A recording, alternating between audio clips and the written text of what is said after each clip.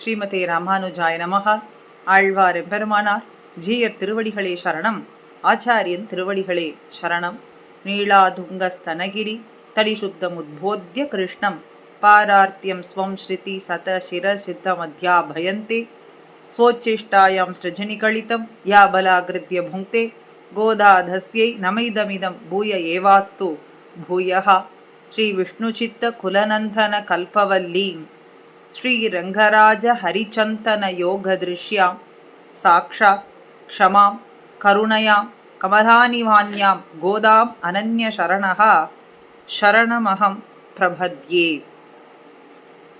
விஷ்ணுசித்தர் என்கின்ற பெரியாழ்வாரினுடைய குலத்திலே வந்துதித்தவள், ரங்கராஜன் என்கின்ற ஹரிச்சந்தன மரத்திலே கல்பக கொடி போலே படரும்படியாயிருப்பவள், கருணையே வடிவெடுத்தவள், சாக்ஷாத் ஷமா பூமாதேவியினுடைய திருவவதாரமாக கருணையே வடிவெடுத்தவளாம் என்னும் சொல்லும்படியான ஆண்டாள் நாச்சியார் நமக்காகவே வைகுண்ட வாழ்வையும் விட்டு இங்கே அவதரிக்கின்றாள், அவதாரம் செய்திருக்கின்றாள்.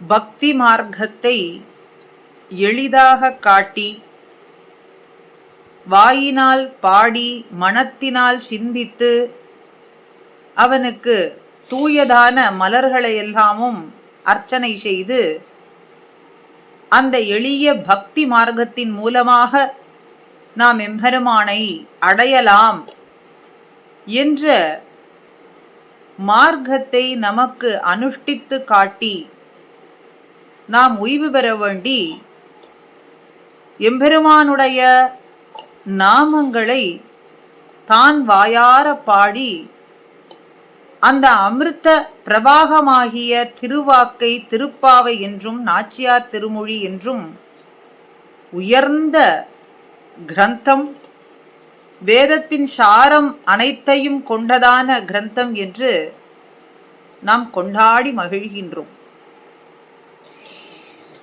எம்பெருமானுடைய வாக்குப்படி வராக நாயனார் அருளி செய்ததான லகுவான உபாய மார்க்கமாக பூமாதேவி பூமி பிராட்டியானவள் ஆண்டாள் திருவவதாரம் ஆக செய்து அதை எளிதாக நாம் அனுஷ்டிக்கும்படிக்கு காட்டிக் கொடுக்கிறாள். விஷ்ணு சித்தர் வல்ல பரிசு வருவிப்பவர் என்று தன்னுடைய நாச்சியார் திருமொழியிலே தானே திருவாக்காக காட்டுகின்றாள். எம்பெருமான் சுவாதந்திரியம் உடையவன், ஸ்வதந்திரன். அடியார்களை எந்தவிதமான பொருட்டும் இல்லாமல் கடாட்சிக்கின்றான் என்றால் அதை கேட்பதற்கு ஒருவருக்கும் அதிகாரம் கிடையாது. அதே போலே ஒருவரை தண்டிக்கின்றான் என்று சொன்னாலும் அதையும் கேட்பவருக்கு ஒருவருக்குமே அதிகாரம் இல்லை. நிவாரகர் இல்லாத சுவாதந்திரியம் உடையவன். அப்போ தடையே இல்லாததான ஒரு சுவாதந்திரியம். சரி, எம்பெருமான் அவனையே நோக்கி அவனையே பத்தி கொண்டு அவனையே உபாயமாகவும் பிராபியமாகவும் நினைத்து அவனை நாம் அடைந்து விடலாம் என்று சொன்னால் அவனுடைய சுவாதந்திரியமானது தலையெடுத்து நிற்கின்றது. அதை பார்த்து அச்சம் கொண்டவர்கள் இந்த பேரு கிடைக்குமா கிடைக்காதா என்கின்ற சந்தேக ரீதியிலேயே இருக்க, நிச்சயமாக பேர் தப்பாது என்பதற்கு ஒரு வழி உண்டு. அதுதான் ஆச்சாரிய அபிமானம். ஆச்சாரியனை அடைந்தவர்களுக்கு எல்லாம் பேரானது தப்பாது என்பதை தானே காட்டுகின்றாள். விஷ்ணு சித்தர் தன்னுடைய தந்தையார் ஆச்சாரியரானவர், அவரை பத்தினேன் அவரை முன்னிட்டு கொண்டு பேத்தை வேண்டுகின்றேன், எம்பெருமான் நிச்சயமாக கடாட்சிப்பான், இந்த பேரானது தப்பாது. அதனாலே விஷ்ணு சித்தர் அந்த பேற்றை பெற்றுக் கொடுப்பார் என்று சொல்றது போலே பகவத் விஷய குணானுபவத்தை காட்டிலும் பாகவத விஷய குணானுபவமே ஏற்றமுடையது. அதிலேயும் பாகவதர்களிலே சிரேஷ்டரான ஆச்சாரியரினுடைய விஷய அனுபவமே உயர்ந்தது, நாம் பற்றுவதற்கு எளிதானது, சரமமான உபாயமும் ஆகும் என்பதை ஆண்டாள் காட்டுவதாக நாம் எடுத்துக்கொள்ளலாம். எம்பெருமானை நேரே சென்று நாம் பத்துவதுன்னு சொன்னா கையை பிடிப்பது போலே. எந்த சமயத்திலேயும் அதை விட்டு விடுவதற்கு சாத்தியம் உண்டு. ஆனா ஆச்சாரியனை நாம் அடைந்து அவரை முன்னிட்டு கொண்டு எம்பெருமானிடத்துல நாம் பேத்தை கைங்கரியத்தை பெறுகின்றோம்னு சொன்னா அவனுடைய திருவடியை பற்றுவதற்கு சமமாகும். எம்பெருமானுடைய திருவடி நிலைகள் அத்தனையும் ஆச்சாரியர்கள். அதனால ஆச்சாரியனுடைய திருவடியை பற்றினோம்னு சொன்னா எம்பெருமானுடைய திருவடியை பற்றினதாகவே அர்த்தமாகும். அதனாலே ஒரு பொழுதும் நம்மை கைவிட மாட்டான் என்பது திண்ணம் என்று பூர்வர்களுடைய வாக்கு. ஆண்டாள் நாச்சியார் திருப்பாவையிலே கண்ணனை அடைவதற்காக காத்யாயினி விரதம் போலே நாம் இங்கே மார்கழி நோன்பு நோர்க்கலாம் என்ன சங்கல்பம் கொண்டு அதற்கான கால தேச அவகாசத்தை எல்லாம் பார்த்து அதற்கான விதிமுறைகள், மேலும் அந்த நோன்பு தங்கு தடையில்லாமல் செழிப்பாக நடைந்து முடிந்துவிட வேண்டும் அப்படின்னா கண்ணனை சென்று அடைந்து விட வேண்டும். இந்த நோன்பினுடைய நோக்கம் என்ன? நாராயணனானவன் நமக்கு பறை கொடுப்பான், அந்த பறையை பார்த்து எதிர்பார்த்து நாம் இதை செய்கின்றோம் இந்த காரியத்தன் சொல்றதுனாலே அதற்கு வேண்டிய உபகரணங்கள் எல்லாம் நன்னாக தடையில்லாமல் கிடைக்க வேண்டும்படியாக அது எல்லாம் முதல் பாசுரம் தொடங்கி திருப்பாவையிலே ஒன்றொன்றாக ஒவ்வொரு பாசுரத்திலேயும் நமக்கு காட்டிக் கொடுத்து கொண்டு வர, தனியாக சென்று எம்பெருமானுடைய விஷயத்தை அனுபவிப்பதா, கூடியிருந்து அடியார்கள் குழாங்கள் தமைன்னு சொல்றது போலே அடியார்கள் குழாமாக சென்றுதானே எம்பெருமானிடத்துல பேட்டை வேண்டி அதை அனுபவிப்பது. 13வது பாசுரத்துல நேற்றைய தின அனுபவத்துல கள்ளம் தவிர்ந்து கலக்க வேண்டும் என்று சொல்றார்கள். என்ன கள்ளம்னா தனியாக கிருஷ்ணானுபவத்தை அனுபவிப்பதுங்கிறது ஆத்ம அபகாரணம் போலே, ஆத்மாவை அபகரிப்பது. அப்படின்னா இந்த ஆத்மா யாருடைய சொத்து, உடைமை? எம்பெருமானுடைய சொத்து. அத தன்னதுன்னு சொல்றது ஆத்மாவான அந்த உடைமை வேறொருவருடைய எம்பெருமானுடைய சொத்தை அபகரிப்பது போலே தானே. அதனாலே ஆத்மா அபகாரினம் போல தனியான கிருஷ்ணானுபவம் செய்வது. அதனாலே அப்படிப்பட்ட கள்ளத்தை நீ தவிர்க்க வேண்டும்னு சொல்றது போலே அடியார்களாக சென்று எம்பெருமானை அடைந்து அவனுடைய கீர்த்திகளை எல்லாம் அவனுடைய பிரபாவங்களை எல்லாம் திருநாம சங்கீர்த்தனமாக சொல்லுவோம் என்கின்ற ரீதியில 6வது பாசுரம் தொடங்கி 15வது பாசுர பரியந்தம் ஒவ்வொரு கோபிகைகள் பாகவதர்களாகவே நினைத்து ஒவ்வொருவரையும் எழுப்பி அவர்கள் திருமாளிகை வாசலில் சென்று அவர்கள் அத்தனை பேரையும் ஒவ்வொருவராக எழுப்பி தங்களுடைய கோஷ்டியிலே பாகவத சிரேஷ்டமான அந்த கோஷ்டியிலே சேர்த்து கொண்டு எம்பெருமானுடைய சந்நிதிக்கு செல்கின்றார்கள் என்ன அமைந்திருக்கின்றது. பிள்ளாய், பேய்ப்பண்ணே, கோதுகலமுடைய பாவாய், நங்காய், கோவலர்த்தம் பொற்கொடியே, நற்செல்வம் தங்காய், போதரிக் கண்ணினாய், நாவுடையாய்ன்னு இப்படி ஒவ்வொரு கோபிகையாக எழுப்பிக் கொண்டு வருகின்றாள். இன்றைய 14வது பாசுர அனுபவத்திலே 9வது பாகவதர் கோபிகையை எழுப்புவதாக அமைந்திருக்கின்றது. 6வது பாசுரம் தொடங்கி ஆண்டாள் நாச்சியார் பஞ்சமோபாயத்தை நமக்கு காட்டுவதாக, பாசுரங்கள் ரீதியிலே உள்ளர்த்தமாக பஞ்சமோபாயத்தை காட்டுவதாக பூர்வர்களுடைய வாக்குப்படி நாம் அனுபவிக்கலாம். கர்ம யோக, ஞான யோக, பக்தி யோகம், அதற்கு மேல அடுத்த நிலையாக சரணாகதி, இன்னும் அதற்கு மேலே கடைசியாக ஆச்சாரிய அபிமானம். ஆக 11, 12வது பாசுரங்களிலே சொல்லப்பட்டதான கோபிகைகளினுடைய ஏற்றம் என்னன்னா, கோவலர்த்தம் பொற்கொடியே, செல்வ பெண்டாட்டி, நற்செல்வம் தங்காய் நங்காய், இப்படி செல்வம் உடையவர்களாக அவர்கள் குறிப்பிடப்பட்டார்கள். அப்படிப்பட்ட செல்வம் அவர்களிடத்தில் என்ன இருக்கின்றதுன்னா, ஆச்சாரிய அபிமானம் கொண்டவர்களாக இருக்கின்றார்கள், சிரேஷ்டை உடையவர்கள்னு நாம் பார்த்தோம் 13வது பாசுர அனுபவத்தில். ஆக அப்படி ஆச்சாரியனிடத்துல அபிமானம் உடையவர்கள், ஆச்சாரியனை சர்வ உத்தாரகம் உபாயம்னு கொண்டவர்கள், அந்த ஆச்சாரியனுடைய ஏற்றத்தை சொல்றதாக அமைந்திருக்கின்றது 13, 14வது திருப்பாவை பாசுரங்கள்.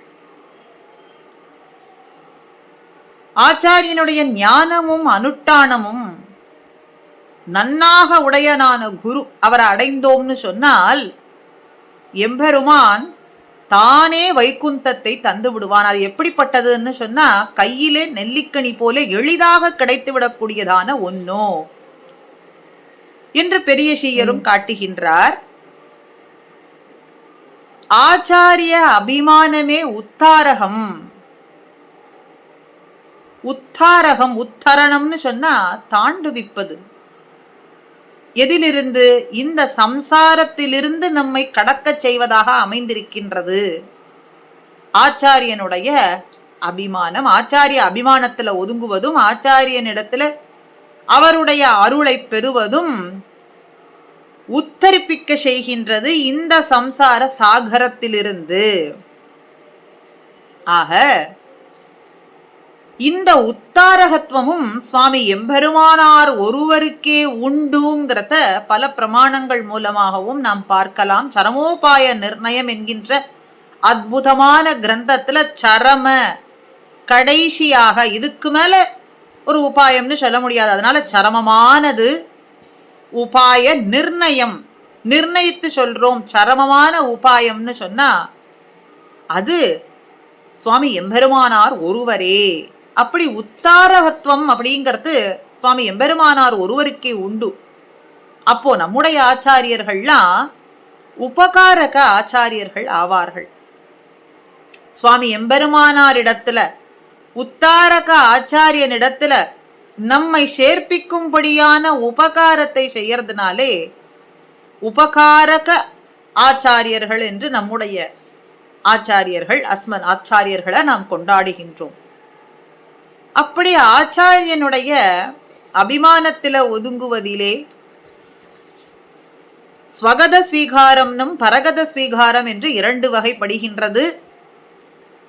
குருனே யோபி மன்யத்தே, குருநாம் யோபி மன்யத்தே. குருவானவர் யார் ஒருவரை அபிமானிக்கின்றாரோ, குருவை எவன் ஒருவன் சென்று அடைகின்றானோ அப்படின்னு இந்த 2ஐயும் இந்த ஸ்வகத ஸ்வீகாரத்துக்கும் பரகத ஸ்வீகாரத்துக்கும் ஏற்ற ஸ்லோகமாக நாம் பார்க்கலாம்.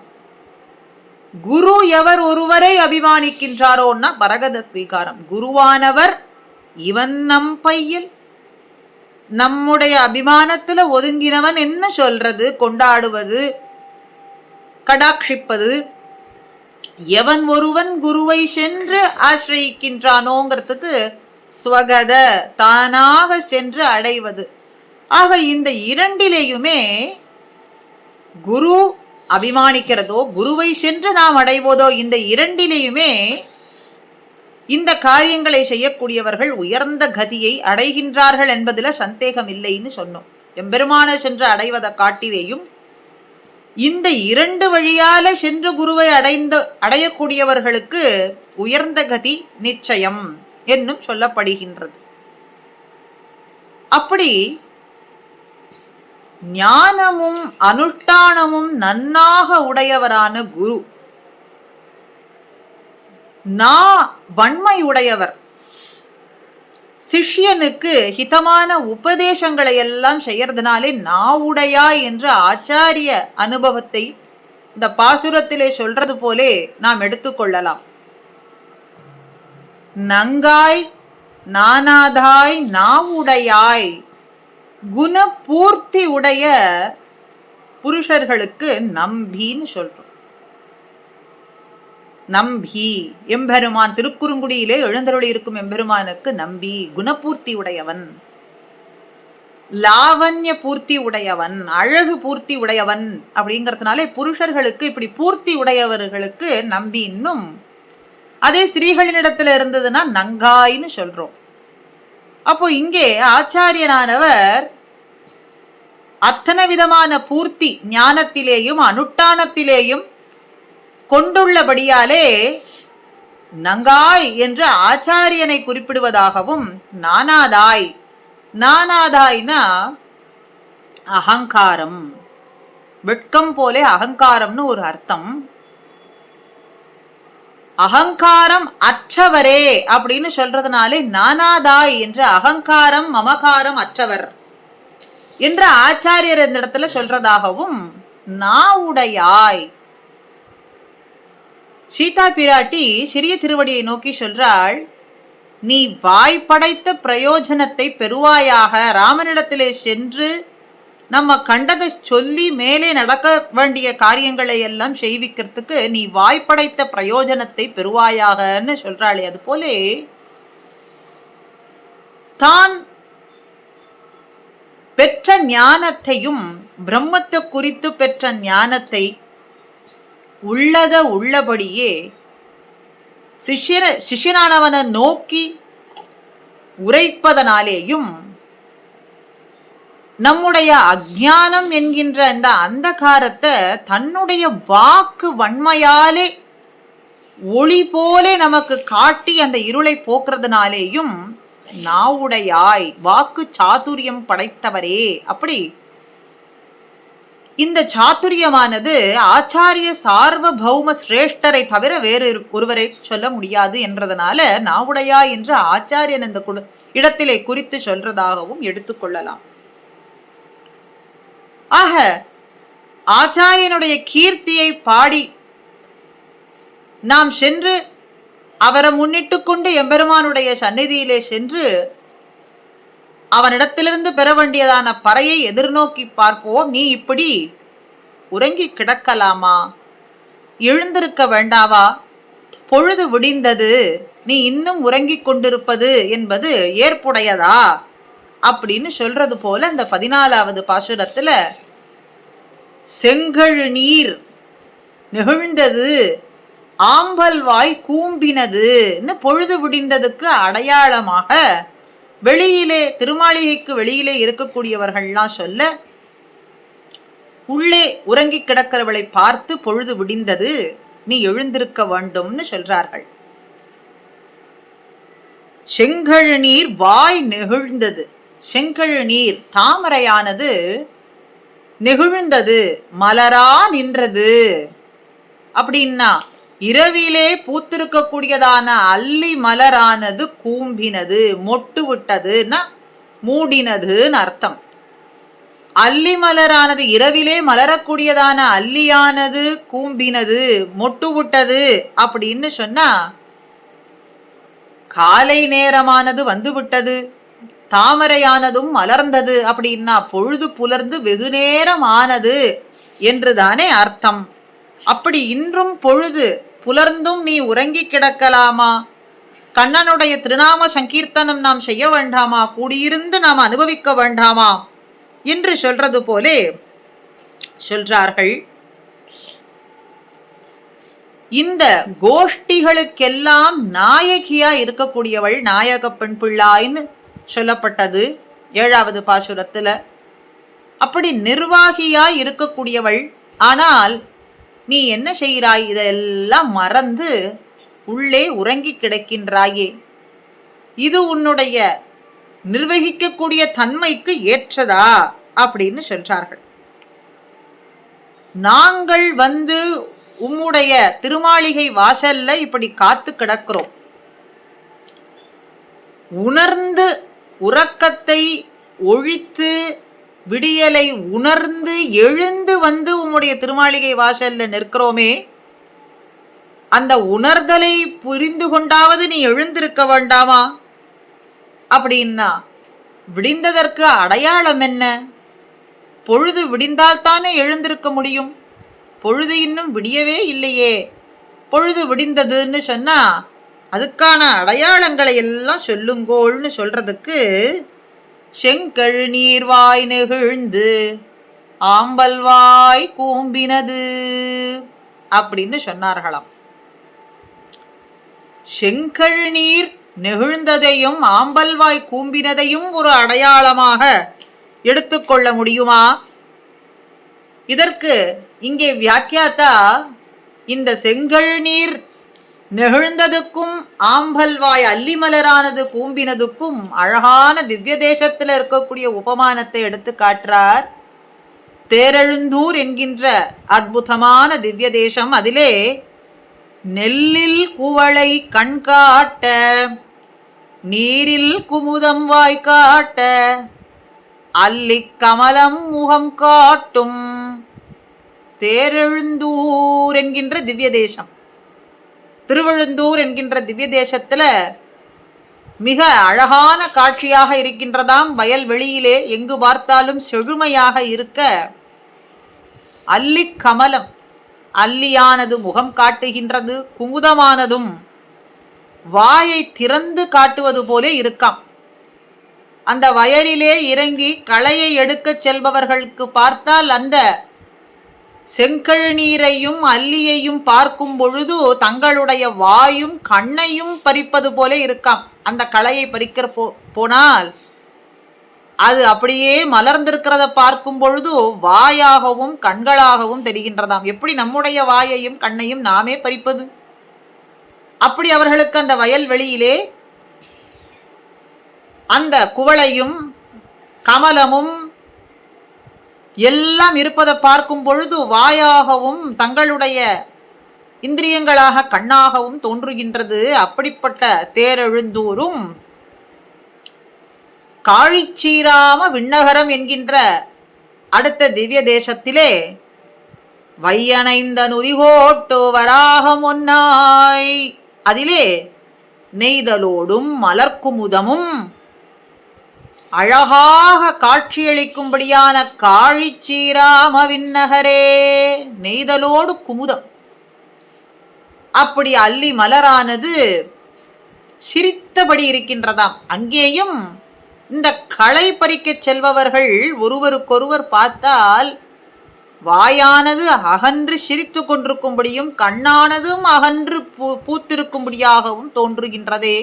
இந்த மலர்கள்லாம் பார்த்தா மலர்கள்னா சொல்ல முடியும், கண்ணும் வாயும் நம்முடைய இந்திரியங்கள்னா அங்கே சென்றிருப்பது போல என்ன தோன்றுகின்றது. அதனாலே களை பறிப்பார் ஒருவரும் இல்லை.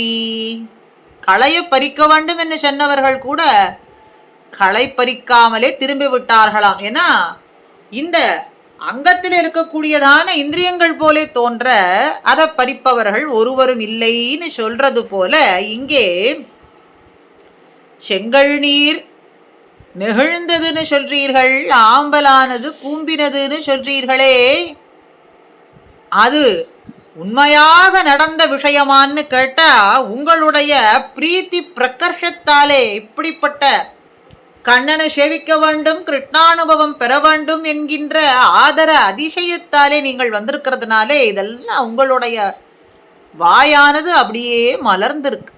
என்னுடைய திருமாளிகை வாசல்ல வந்து நின்றும் இப்படி நான் எழுந்திருக்காது இருக்கிறதுனால அதை பார்த்து வாயானது இப்படி அகன்றிருக்கு, கண்ணும் பெருநோக்கு பார்த்து கொண்டிருக்கிறீர்கள். அதை வைத்துக்கொண்டு இந்த செங்கழு நீர் பூத்தது, அல்லி கூம்பினது அப்படின்னு சொல்றீர்களே, இதை எப்படி அடையாளமாக எடுத்துக்கொள்ள முடியும்?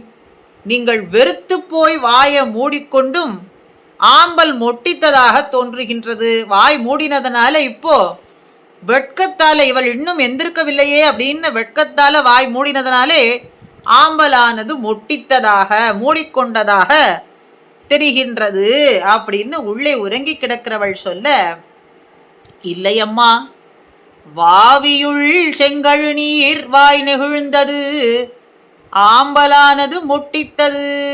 வாவின்னு சொன்னா குளம்.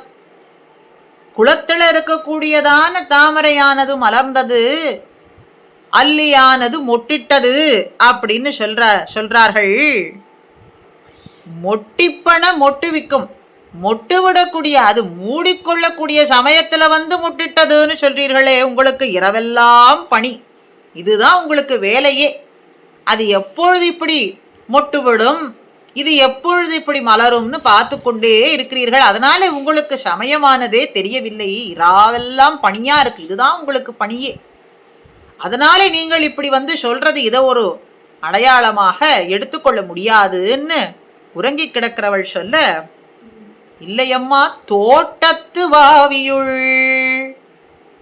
தோட்டத்தில் இருக்கக்கூடிய குளத்திலேன்னா இந்த செங்கழு நீரானது மலர்ந்திருக்கின்றது, மேலும் அல்லியானது மொட்டுட்டு இருக்கிறதுன்னு சொன்னா, எல்லா தடாகங்களிலேயும் இப்படின்னா மொட்டு விட்டு இருக்கிறது, அல்லியானது மொட்டு விட்டு இருக்கிறது, எல்லா குளங்களிலேயும் இப்படி நிறைந்திருக்கிறதுன்னு சொல்றீர்களே, இது உங்களுக்கு எப்படி தெரிந்ததுன்னா, உங்கள் புழைக்கடை தோட்டத்து வாவியுள், உன்னுடைய திருமாளிகைக்கு பின்புறத்திலே, அதாவது புழக்கடையிலே, கொல்லைப்புறத்திலே இருக்கக்கூடியதான தோட்டத்திலே இருக்கும் குளத்திலே செங்கழு நீரானது மலர்ந்தது, அல்லியானது மொட்டிட்டது.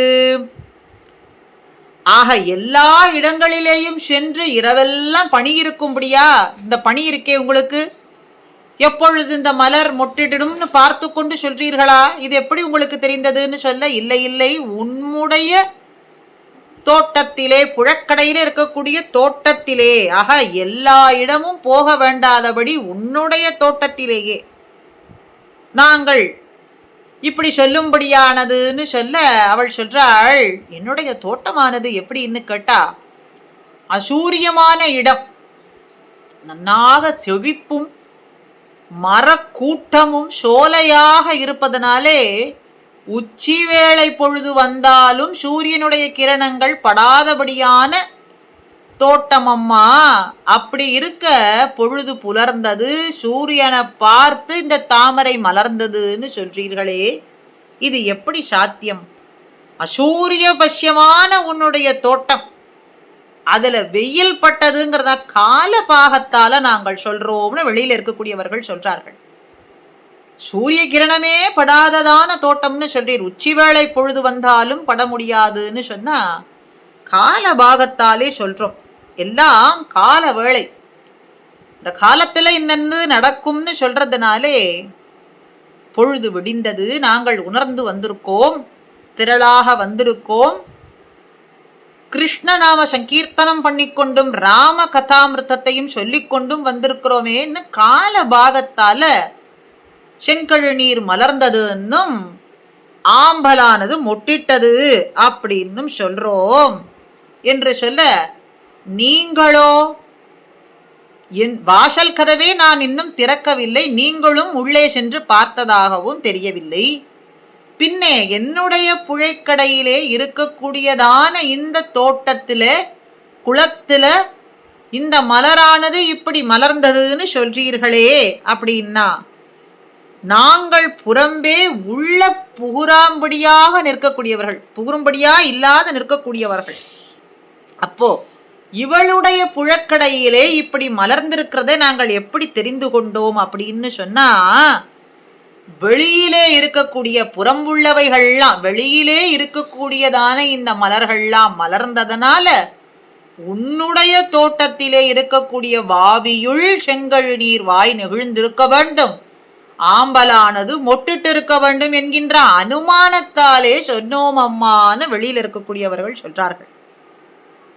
புறம்புள்ளன அலர்ந்ததை பார்த்து ஒரு அனுமானத்தாலே நாங்கள் சொல்றோம்னு சொல்ல, இவள் மறுபடியும் எழுந்திருக்காமல் உறங்கிக் கொண்டிருக்கிறதுனாலே இப்ப சொல்றார்கள், உங்கள் புழக்கடை தோட்டத்து வாவியுள், உன்னுடைய புழக்கடையிலே தோட்டத்திலே இருக்கக்கூடிய வாவியுள் அப்படின்னு வேறு கூறிட்டு சொல்றார்கள். உங்கள், உன்னுடைய அப்படின்னு சொல்றார்களாம்.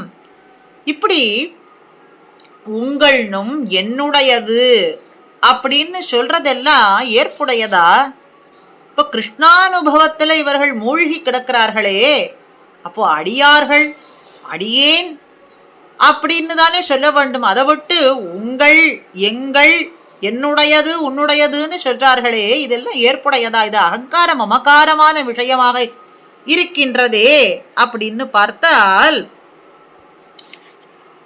கானகத்துல ரிஷிகள் எல்லாம் கலந்து விசாரம் செய்து கொண்டிருக்கிறார்களாம். மாறி மாறி பல பிறப்பு பிறந்து ஓடி ஓடி பல பிறப்பு, இப்படி மறுபடியும் மறுபடியும் பிறப்புங்கிறது நிகழ்கின்றது. எத்தனை யோனிகள், எத்தனை பிறப்புகள். அப்படி இந்த பிறப்புகள்லாம் தோன்றும்படியா இருக்கிறதுக்கு ஆதாரமானது எது, பீஜமானது எது, விதையானது எதுன்னு பார்த்தா அகங்கார மமகாரமே. இந்த அகங்கார மமகாரம், அதையும் தாண்டி இந்த 2 எழுத்து மமன்னு இருக்கு. ஆக இந்த மம என்பதை விட்டு அகங்கார மமகாரம் என்கின்ற இந்த 2 விதைகளே இந்த சம்சாரத்துல பிறப்பதற்கு அடியாக இருக்கின்றது. ஆக இதை தொலைத்தோம்னு சொன்னா இந்த பிறப்புக்கு அடி என்பது ஏற்படாது அப்படிங்கிற விசாரணைக்கு வந்தார்கள். ஆக துவயக்ஷரஸ்து பவேன் மிருத்யுஹு, இப்படி மரிப்பது, மறுபடியும் கர்ப்பவாசத்தினாலே பிறப்பு, பலவிதமான பிறப்புகள், பல லட்சமான பிறப்புகள், எத்தனை பிறப்புகளோ அடியேன் அறிய மாட்டேன்னு சொல்றது போலே மிருத்யுஹு துவயரக்ஷஸ்து ஷரக்ஸ்து பவேன் மிருத்யுஹு அப்படின்னு இந்த விசாரணையிலே அகங்கார மமகாரமானது ஒழிந்தால்தான் இந்த பிறப்பு என்பது நமக்கு ஏற்படாதுன்னு சொல்றது போலே ஆழ்வார், நம்மாழ்வார், நீர் நுமது என்ன இவை வேர் முதல் மாய்த்து,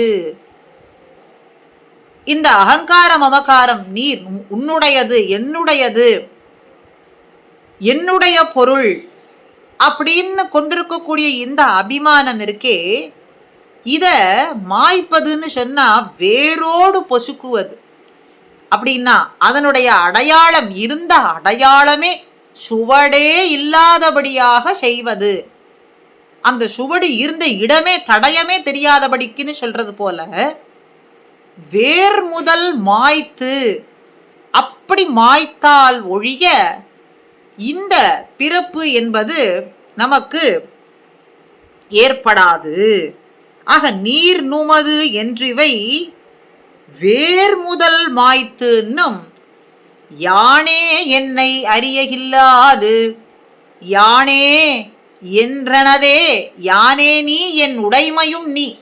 அதுக்கு முன்னே ஆழ்வார் சொல்றார், யானே நீ என் உடைமை அத்தனையும் நீயே அப்படின்னா, இதுக்கு முன்னே எப்படி இருந்தது? எல்லாம் அகங்கார மமகாரங்களால மூடப்பட்டிருந்தது.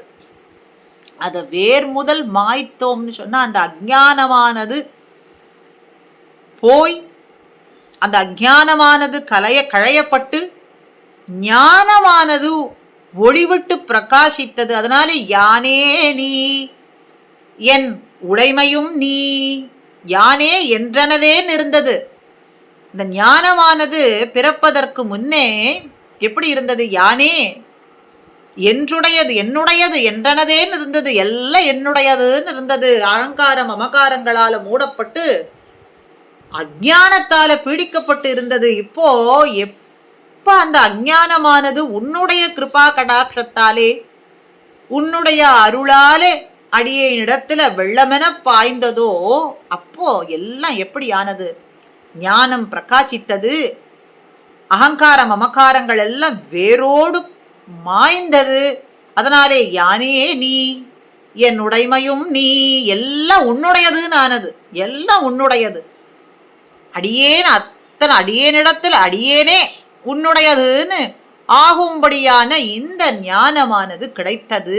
அப்படிப்பட்ட உயர்ந்த லட்சணமானது, எண்ணமானது அடியேனிடத்துல கிடைத்ததுன்னு ஆழ்வார். ஆழ்வாருக்கா இங்கே இப்படிப்பட்ட நிலைமை வேண்டும்? நமக்கு கிடைப்பதற்காக ஆழ்வார் தன்னை ஒரு வியாஜ்யமாக இட்டு சொல்றார் இந்த இடத்துல. அப்படி ஞானமானது கிடைத்தது. இந்த பிறப்புங்கிற நீள் நகரம், நீள் துயரம், நீள் நகரம்னா நீள் துயரம், இந்த துயரமானது நம்ம விட்டு செல்ல வேண்டும்னு சொன்னா ஞானசாரத்துல அருளாள பெருமாள் பெருமானார் அழகாக காட்டுகின்றார். உடைமை நான் என்னும் உடையான் உயிரென்னும் வடமதுரை வந்துதித்தான் என்னும். உடையான், உடைமை நான், உடைமைனா நான் தான் அவனுடைய சொத்து. உடைமை, உடைமையான இந்த ஆத்மாவை உடையவன் எவன்? எம்பெருமான் ஒருவனே. உடையான் உயிர் என்னும், அவனுடைய உயிரே இந்த ஆத்மா. இந்த ஆத்மாவை கொண்டுள்ளான் அவன். அப்படிப்பட்டவன் தான் திருப்பார்கடல் பரமபதம் விட்டு திருப்பார்கடல் விட்டு வடமதுரை பிறந்தான் என்னும் கண்ணனாக திருவவதாரம் பண்ணினான் என்ற ஞானத்தை பெறுவதனாலே இந்த நீழ்துயரமான சம்சார சாகர கோரம் அனந்த கிளேஷ பாஜனம். சம்சார சாகரம்ங்கிறது அவ்வளவு ஒரு கோரமாக இருக்கு. அந்த கோரத்திலேயே மறுபடியும் மறுபடியும் மறுபடியும் பிறந்து பிடிக்கப்பட்டிருப்பதா? அப்ப அதிலிருந்து விடுபட வேண்டும் அப்படின்னு சொன்னா யானே நீ, என் உடைமையும் நீ, உடையான் உயிரென்னும் வடமதுரை வந்துதித்தான் என்னும். அப்போ எல்லாம் அவனுடைய சொத்தாக இருக்க அதை கொள்வதற்காகவே அவதாரணார்த்தமாக கண்ணனாய் வடமதுரையிலே வந்துதித்தான் அப்படிங்கிற ஞானத்தை கொள்ள வேண்டும். அப்படி கொண்டோம்னு சொன்னா இந்த நீள் துயரத்திலிருந்து நாம் வெளியேறி விடலாம். அப்படிங்கிறதுனாலே அகங்கார மமக்கார தியாஜ்யமாக உணர்ந்தவர்கள், உயர்ந்த லட்சணத்தை கொண்டவர்கள், கோதில் அடியவர்கள், அடியார்கள் குணம் படைத்தவர்கள், நன்னாக ஸ்வரூப ஞானம் உடையவர்கள் அத்தனையும் எம்பெருமானுடையது அப்படிங்கிறது. அவனுடைய அடியாரானவர்கள், அவனுக்கு அடிமைப்பட்டவர்கள், அவன் அடியாருக்கு அடிமைப்பட்டிருப்பதே உயர்ந்ததுங்கிற ஸ்வரூப ஞானத்தை எல்லாம் நன்னாக உடையவர்கள். ஆனா இப்போ உங்கள் புழக்கடைன்னு எதுக்காக சொல்லணும்? அப்போ இந்த இடத்துல அகங்காரம் மமகாரம் தலையெடுத்ததா அப்படின்னு கேட்டா, பகவத் சம்பந்தத்தாலே வரக்கூடியதுனாலே அது உத்தேசியம். தேகாத்ம அபிமானத்தாலே அந்த சம்பந்தத்தாலே இப்படிப்பட்ட சொற்கள் வருதுன்னு சொன்னா அது ஏற்புடையது கிடையாது. எந்த பாவத்துல வருதுன்னு பார்க்க வேண்டும். இந்த சொல்லானது சொல்லப்படுகின்றதுன்னா எந்த பாவத்தால? இங்கே பகவத் சம்பந்தம் பாவத்தால, பகவத் அனுபவ பாவத்தால சொல்லப்படுறதுனாலே அது உத்தேசியம். இதே தேகாத்ம அபிமான சம்பந்தத்தாலே அப்படிப்பட்ட ஒரு எண்ணத்தாலே சொல்லப்பட்டதுன்னா அது ஏற்புடையது கிடையாது. ஆக இங்கே பகவத் சம்பந்தத்தாலே உங்கள் புழக்கடை பேச்சுக்காக சொல்றார்களாம், அடிமனசிலிருந்து சொல்லலையாம். அவளை எழுப்பிக்க வேண்டும்ங்கிறதுனால ஒரு பேச்சுக்காக அந்த பாவத்துல சொல்றார்களாம். அதனாலே இது உத்தேசியம். அகங்கார மமகாரனார்த்தமாக சொல்லப்பட்டதுங்கிற அர்த்தம் கிடையாது. அதனாலே உத்தேசியம்ங்கிறதுனால உங்கள் புழக்கடை தோட்டத்து வாவியுள். அதே போல ஆழ்வார் என்னுடைய பந்தும் கழலும் தந்து போகு நம்பின்னு சொல்றார். அப்ப இந்த இடத்துல என்னுடையன்னு சொல்றதும் பகவத் சம்பந்த பாவத்தாலே பேச்சுக்காக சொல்றார். அந்த பாவத்தால சொல்லப்பட்டதுனால என்னுடையங்கிறது அகங்கார மமகார்த்தம் தலையெடுத்ததுங்கிற அர்த்தம் கிடையாது. அதனாலே இது பகவத் சம்பந்த அனுபவத்திலே சொல்லப்பட்டது அப்படிங்கிறதுனால இது உத்தேசியம். அது போல இங்கே இந்த கோபிமார்கள்லாம் உங்கள் புழக்கடை தோட்டத்து வாவியுள், உன்னுடைய புழக்கடையிலே அந்த தோட்டத்துல குளத்துல இந்த மலர்கள்லாம் மலர்ந்திருக்கிறதம்மா அப்படின்னு சொல்றார்களாம். இவள் சொல்றாள், மொட்டிக்க தொடங்கின பொழுதே மொட்டு விட்டதாகவும் மலரத் தொடங்கின பொழுதே மலர்ந்ததாகவும் சொல்றீர்களே, இதெல்லாம் எதனாலேன்னு பார்த்தா உங்களுக்கு இருக்கக்கூடிய இந்த துவரையினாலே, கிருஷ்ணானுபவம் பண்ண வேண்டும் அப்படிங்கிற இந்த ஆற்றாமை பிரீத்தியினால இப்படி எல்லாம் சொல்றீர்கள். அது அப்படித்தான் தோன்றது. இது பிராதர் லட்சணம், இது விடிந்ததற்கான அடையாளம்னு எடுத்துக்கொள்ள முடியாது. வேறு சில அடையாளங்கள்லாம் இருந்தால் சொல்லுங்கோள்னு உள்ளே இருந்தவள் கேட்கிறது போல கேட்க, வெளியே இருக்கக்கூடியவர்கள்லாம் சொல்றார்கள், செங்கல் பொடிக்கூரை வெண்பல் தவத்தவர் தங்கள் திருக்கோயில் சங்கிடுவான் போதந்தார் போகின்றார் அப்படின்னு இடத்துல பாடபேதம். தமப்பிரசுரம் கூட உணரும்படியான காலமாயிற்று. தமோ பிரசுரர்கள், தமோ குணம் மிக்கவர்கள் செங்கல் பொடிக்கூரை நன்னாக காவி வேஷ்டி துணியை உடுத்திக் கொண்டு வெண்மையான பற்களை கொண்டவர்கள் தங்களுடைய இஷ்டமான ஆராதன தெய்வத்தை பூஜிக்கும்படியான காலம் வந்ததுன்னு உணர்ந்து அந்த கோவிலுக்கு சென்று ஆராதிப்பதற்காக சங்குன்னா திறவுகோல் சாவியை எடுத்துக்கொண்டு போகின்றார்கள். அப்ப இது விடிந்ததற்கான அடையாளம் தானே அப்படின்னு சொல்றார்கள். இந்த இடத்துல திருக்கோயில்னா சைவ சந்நியாசிகள் அப்படின்னு அர்த்தம். சைவ சமயத்தை வழிபடக்கூடிய சந்நியாசிகள் எப்படி சொல்லலாம்? சைவ சந்நியாசிகள், ஏன் வைஷ்ணவ சந்நியாசிகள் இல்லையான்னு கேட்டா, கோவில் என்பதும் பெருமாள் கோவில், கோவில் அப்படிங்கிறதே வைஷ்ணவர்களுக்கு உத்தேசியம். திருக்கோவில் அப்படின்னு நீங்க சேர்த்ததுனால இது வைஷ்ணவ சமய சந்நியாசிகளானவர்கள் தங்களுடைய ஆராதனை தெய்வத்தை பூசிப்பதற்காக சாவியை எடுத்துக்கொண்டு திருக்கோவில்களுக்கு செல்கின்றார்கள் அப்படின்னு. ஆக சாவியை திறவுகோலை எடுத்துக்கொண்டு செல்றார்களே, காவி உடையெல்லாம் உடுத்திக்கொண்டு, இது விடிந்ததற்கான அடையாளம் இல்லையா அப்படின்னு கேட்டு, இந்த இடத்துல ரெண்டு நிர்வாகம், சுவாமி எம்பார் மற்றும் திருமலை நம்பியினுடைய நிர்வாகம். தாமச பிரகிருதிகளை சொல்றது அப்படின்னு எம்பாரனுடைய நிர்வாகம். தாமச பிரகிருதிகள், தமப்பிரசுரர்கள், தமோ குணம் மிக்கவர்கள், இந்த சந்நியாசிகள் காவி வேஷ்டியெல்லாம் உடுத்திக்கொண்டு வெண்மையான பற்கள் கொண்டிருக்கிறார்கள் அப்படின்னா, இரவெல்லாம் போக்கிய பதார்த்தமான வெற்றிலைய நன்னாக உண்டு அதனால கரைபடிந்திருக்க, எங்கே மேலே ஆராதனைக்கு செல்லும் பொழுது தண்டனை நேர்ந்து விடுமோ, மேலே இருக்கக்கூடியவர்களின் இடத்திலிருந்து, ராஜா போன்றவர்களிடத்திலிருந்து நமக்கு ஏதாவது நேர்ந்து விடுவோங்கிற பயத்தினாலே அந்த கரையெல்லாம் போக்கி நன்னாக பற்களை அந்த கரையெல்லாம் தெளித்து கொண்டு தெளிந்திருக்கும்படியா செய்து வெண்மையுடைய பற்களை கொண்டு ஆராதனைக்கு செல்றார்கள்.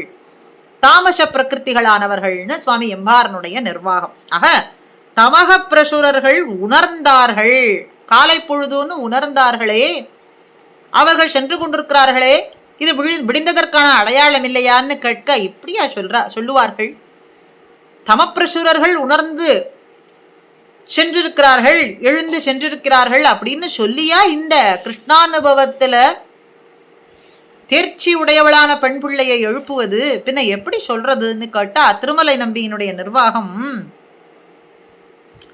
சத்வநிட்டரான சந்நியாசிகளை சொல்றதாம். வைராக்கிய சீலர்கள், வைராக்கியபரர்களான வைஷ்ணவ சந்நியாசிகள் எப்பொழுதும் காவியையும் இந்த போக்கிய பதார்த்தமான வெற்றிலை எல்லாம் கொள்ளாமல் எப்பொழுதுமே வெண்பல் தவத்தவர்கள், வெண்மையான பற்களை உடையவர்கள், சாத்வீகமே தலையெடுத்தவர்கள், அவர்கள் ஆராதனைக்குன்னு அவரவர்கள் மடங்களிலே இருக்கக்கூடியதான அந்த தெய்வங்களை பூசிப்பதற்காக செல்கின்றார்கள் என்று சொல்லி எழுப்ப வேண்டாமா?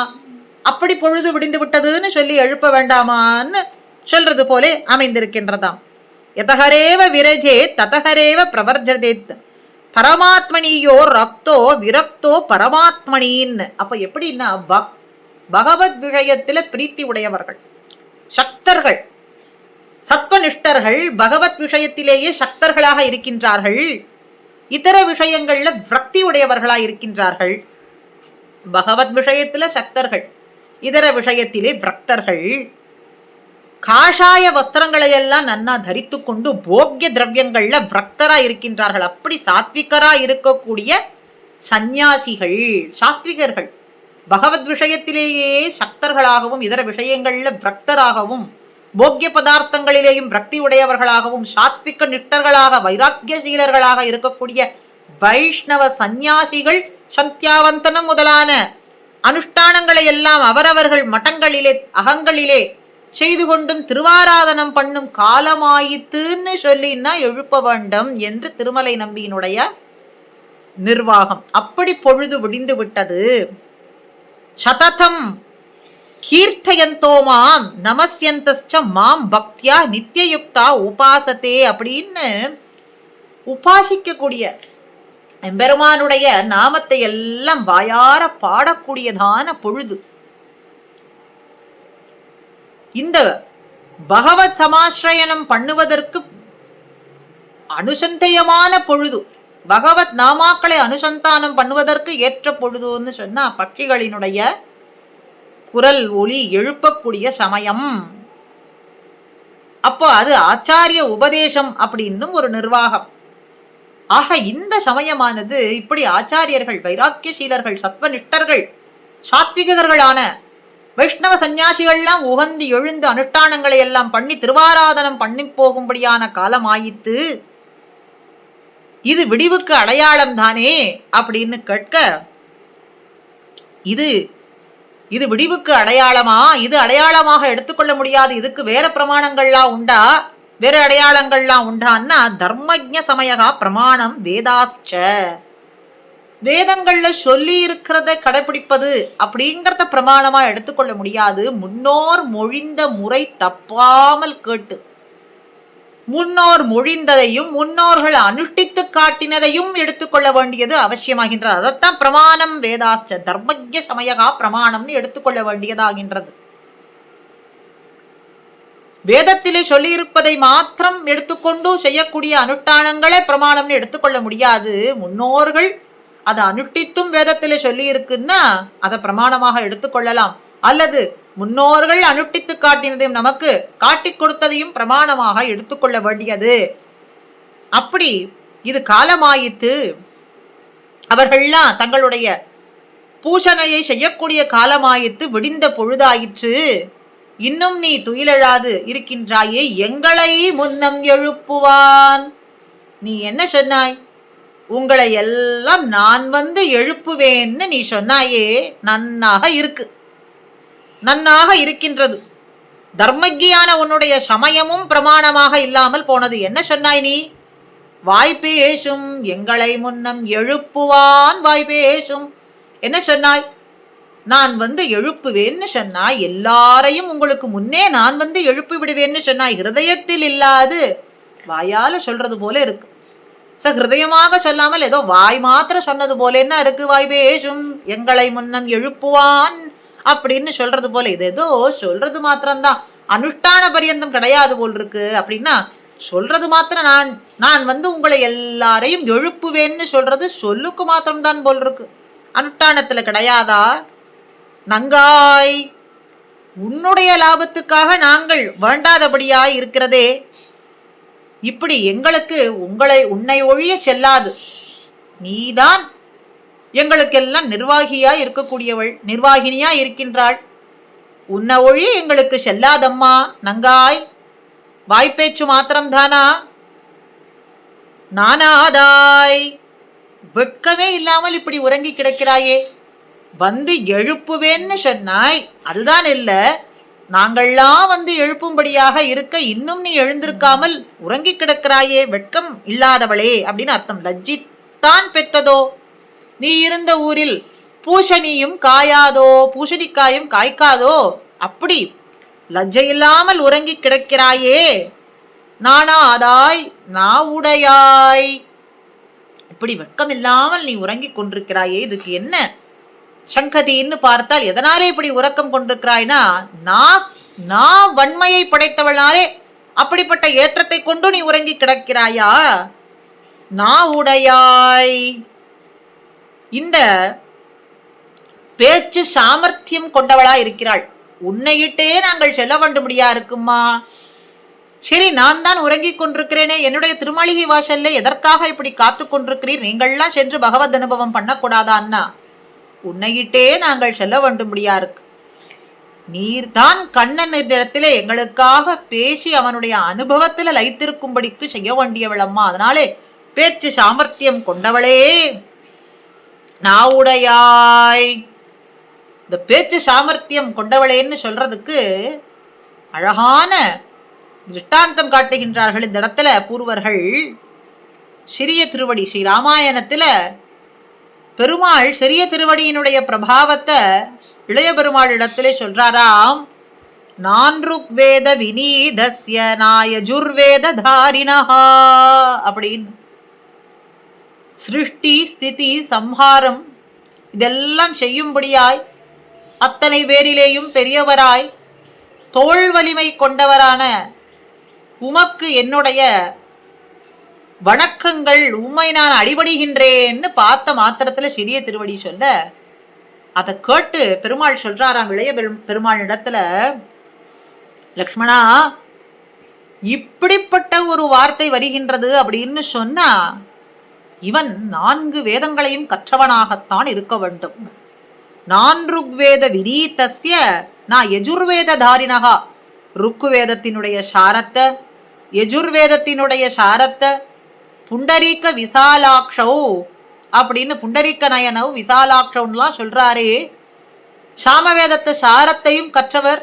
சாரத்தை இப்படி சொல்றாருன்னா அத்தனை வேதங்களையும் கற்று தேர்ந்தவராக இருக்க வேண்டும். அனுஷ்டானத்திலேயும் ஞானத்தையும் அனுஷ்டானத்தையும் கொண்டவராக இருக்க வேண்டும். அதனால இவருடைய வாக்கு வன்மை என்பது நன்னாக தெரிகின்றது, பேச்சு சாமர்த்தியம் உடையவர் என்பது நன்றாக தெரிகின்றது. அப்படின்னா இவ்வளவு இந்த 4 வேதத்தினுடைய வாக்கியத்தினுடைய சாரத்தை அப்படியே உணர்ந்து சொல்றார். அப்படின்னா வியாக்கரணமும் நன்னாக தெரிந்தவராக இருக்க வேண்டும். நூனம் வியாக்கரணம் கிருத்ஸ்னம், வியாக்கரணம் மாத்திரம் தெரிந்தால் போராது, மதுரமான வாக்கியத்தை பேசக்கூடியவராகவும் இருக்க வேண்டும். அவருடைய வாக்கியத்தை கேட்டு அப்படியே இனிமையாக இருக்க வேண்டும். சம்ஸ்ரவே மதுரம் வாக்கியம் அப்படின்னு இவருடைய வாக்குல எல்லாம் தெரியறது. சாதுரியம் தெரியறது, இவர் முற்றும் கற்றுணர்ந்தவர்ங்கிறது தெரியறது, வியாக்கரணம் கற்றவர். அதெல்லாம் காட்டிலேயும் இந்த பேச்சு மதுரமா இருக்கு, கேட்டுக்கொண்டே இருக்கலாம் இருக்கு என்ன சொல்றது போல. இப்படிப்பட்ட பெருமாள் பெரிய திருவடியை கொண்டாடினது போல இப்படிப்பட்ட வாக்கு சாதுரியம், இனிமையான வாக்கு சொல்லும்படியான ஒரு ஏற்றத்தை கொண்டவளே, நாவுடையாய், நங்காய், பெண் பிள்ளையே, இப்படிப்பட்ட சாதுரியத்தை உடையவளே அப்படின்னு எல்லாம் இவர்கள் சொல்ல, நான் உங்களுக்கு செய்ய வேண்டுவதுதான் என்ன செய்ய வேண்டும் அப்படின்னு கேட்டா, சங்கொடு சக்கரமேந்தும் தடக்கையன் பங்கைய கண்ணானை பாட நாங்கள்லாம் வந்திருக்கோம், எங்களோடு சேர்ந்து நீ பாட வேண்டும் அப்படின்னு சொல்றார்கள்.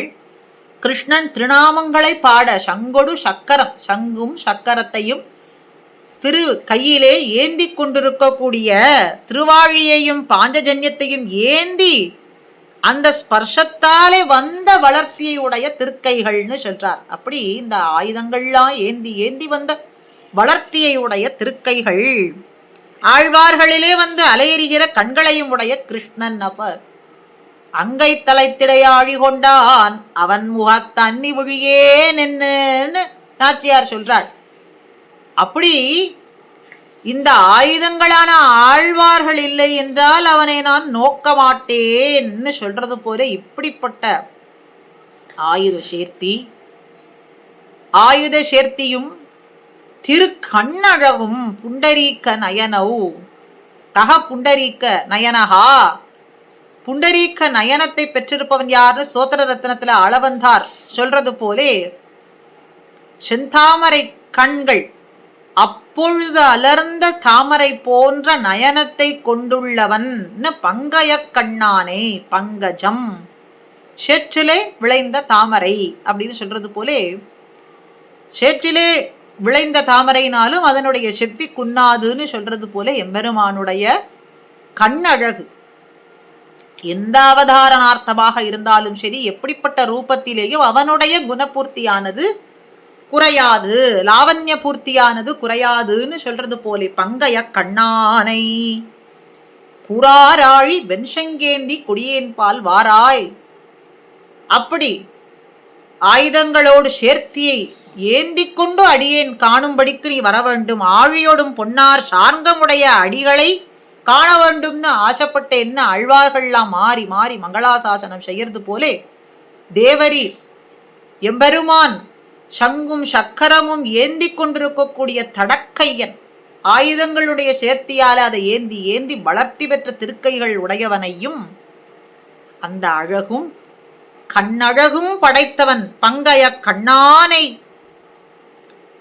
கண்களுக்கு அத்து தீர்ந்தே தாமரை கண்ணனை விண்ணோர் பரவும் தலைமகன்னு உபய விபூதியையும் தோற்பிக்கும்படியான கண்ணழகை படைத்தவனை நாங்கள் பாடுவதற்காக நாங்கள் புறப்பட்டு வந்து உன்னுடைய திருவாசலிலே நிற்கின்றோமே, நீ இது அத்தனையும் கேட்டுக்கொண்டு உறங்கி கிடக்கலாமா? சங்கொடு சக்கரம் ஏந்தும் தடக்கையன் பங்கைய கண்ணானை பாடேலூர் எம்பாவாய், நீ எழுந்திருந்து வந்து நாம் எல்லாரும் சேர்ந்து அவனுடைய திருநாம சங்கீர்த்தனத்தை பாட வேண்டாமா? அவனுடைய அழகை பாட வேண்டாமா? அவனுடைய கண்ணழகுக்கே தோத்து போயிருக்கின்றோமே, அந்த கண்ணழகை நாம் பாட வேண்டாமா? கூடியிருந்து அனுபவித்து பாடி அவனிடத்திலே நாம் பறையை பெற வேண்டாமா? நீ இன்னும் உறங்கிக் கொண்டிருக்கலாமான்னு சொல்ல அவள் எழுந்து வந்து இவர்களுடைய கோஷ்டியிலே கலந்து கொண்டார்கள் அப்படின்னு இந்த பாசுரத்தினுடைய அர்த்தம். கண்ணன் கையிலே ஆழ்வார், கிருஷ்ணன் கையிலே ஆழ்வார்கள் உண்டா? ராமச்சரித்திரத்துல ராமனானவன் கையிலே இந்த ஆயுதங்களை தரித்திருப்பதாக எங்கேயும் பார்க்கவில்லை. ஆனாலும் கூட மண்டோதரி சங்கச்சக்கர கதாதரஹா அப்படின்னு கொண்டாடினாள் எம்பெருமான. அந்த நிலை மாறுவதற்காக கிருஷ்ணாவதாரத்துல எம்பெருமான் தரித்து கொண்டு வந்தான்னா பார்க்க முடிகிறதான்னு சொன்னா, எப்பொழுதும் அவனிடத்துல அன்பு கொண்டிருப்பவர்களுக்கு ஆயுதங்களோடு சேர்த்து இருக்கும்படியான சேவை, எதிரிகளுடைய கண்களுக்கு அது தெரியாது அப்படின்னு இந்த இடத்துல பூர்வர்கள் சொல்றார்கள். மேலே அது பெண்களுக்கு எப்பொழுதும் கண்ணனிடத்திலே தோன்றும், ஆண்களுக்கு தோற்றாது. இன்னும் இப்படி அவனுடைய ஏற்றத்தை, பிரபாவங்களை, அழகை பாடும்படியாக பாடுவதற்கு தயாராக நாங்கள் வந்திருக்கோம், நீயும் எழுந்து எங்களுடைய கோஷ்டியிலே பாட வேண்டும் என்று அழைக்கின்றார்கள். சங்கொடு சக்கரம் ஏந்தும் தடக்கையன் பங்கைய கண்ணானை பாட வேண்டும், நீ எழுந்திருந்து வர வேண்டும், பொழுதானது புலர்ந்து வெகுநேரம் ஆகிவிட்டது அப்படின்னு சொல்லி அவளை அழைக்கின்றார்கள். இந்த அனுபவம் கூடியிருந்து நாம் அனுபவிக்கும்படியாக எந்தை ராமானுஜமுனி கைங்கரிய சபா அடியேனுக்கு ஏற்படுத்தி கொடுத்த இந்த நல்வாய்ப்புக்கு அடியேனுடைய தாழ்மையான கிருத்தஜைகளை தெரிவித்துக் கொண்டு அமைகின்றேன். ஸ்ரீமதே ராமானுஜாய நமஹா.